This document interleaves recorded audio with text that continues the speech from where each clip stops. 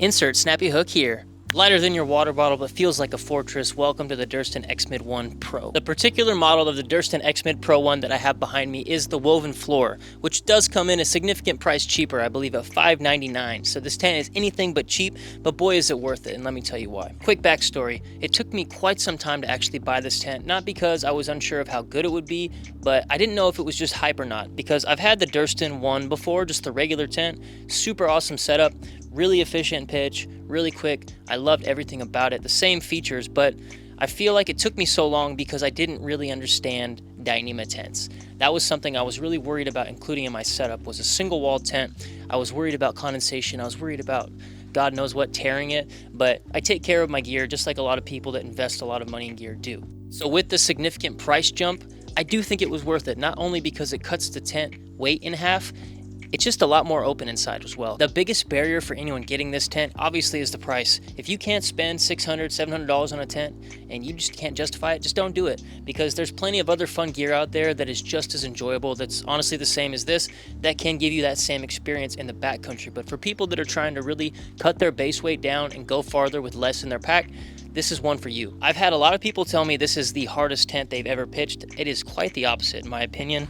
All it takes really is 4 stakes and 2 trekking poles set at the same height if you're on level ground. Granted, it's not the easiest thing to pitch if you're on super unlevel ground, but you totally can get a good pitch regardless. You just need to make a perfect rectangle. You start off making an L, that's how I do it, and then crank that back corner out to where it's a perfect rectangle. Each side has adjusters on them, just like every Durston tent does. All it takes is just a little tug, and you got it tugged on there really nicely. It's nice and taut. I think some of the coolest parts about this tent, you got the waterproof zipper that's a one-handed zipper.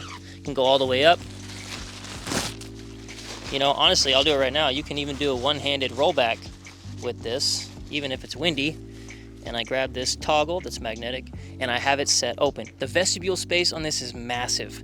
And the best part is I have both sides. That's one thing I love about Durston tents, is they're one of the few one-person tents that actually include 2 doors and 2 vestibules on their tents, which is such a big win because you get way more space. And if I'm being honest, in the middle of the night, I don't always get out of my tent to go pee. I like to creep out the one side. I got the entrance and I got the pee door, so that's my favorite part about the that's my favorite part about the 2 door on the tent. Like I mentioned, one-handed zippers.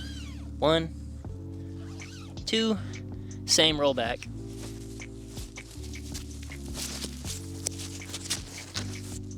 Magnetic toggles for the win. I have heard people tell me that these are not one-handed zippers, but I have noticed that their pitch is not as taut. So I do feel like if you don't get a taut pitch on this zipper on the fly as well as the door will not be as easy to open because it needs to be flush in order for you to get that kind of pressure on the zipper to make it go up and down easier. I think my favorite part about this tent is simply the open space compared to the old one.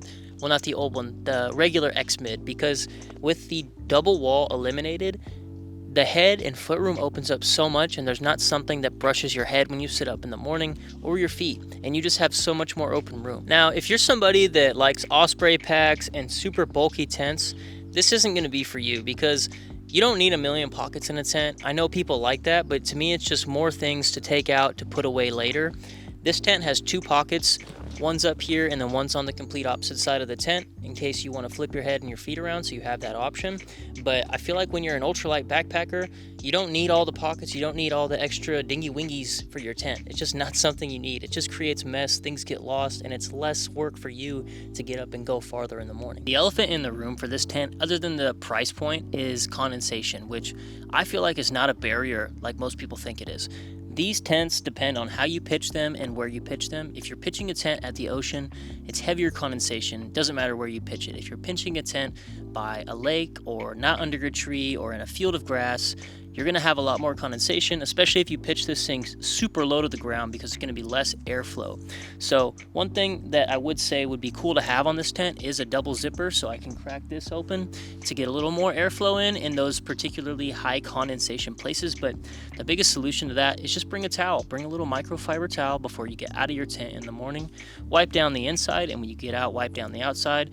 Wring it out, and it makes a world of difference. It doesn't touch your feet and your head because you're not that, or not that you're not that tall, but I'm not that tall. If you're super tall, it might, but there's so much more head and foot room in this tent that that's not a concern that you should be having. My favorite notable feature about this tent though is the width of the floor. It's 32 inches, which I know it didn't used to be. I think it was like 30, maybe a little less when they first came out some years ago, but it's plenty of room for a long wide pad with no concern for space. So after finally getting my hands on this tent this year and using it all season, I will say this has become my favorite tent, and I often take it on trips that are even not long distance and just short ones for an overnight, not just my long big trips in the Sierra. This has become my new favorite tent. Now, as I previously mentioned, price is a big problem for a lot of people to be able to get their hands on an awesome piece of gear like this. So don't feel bad if you can't get it.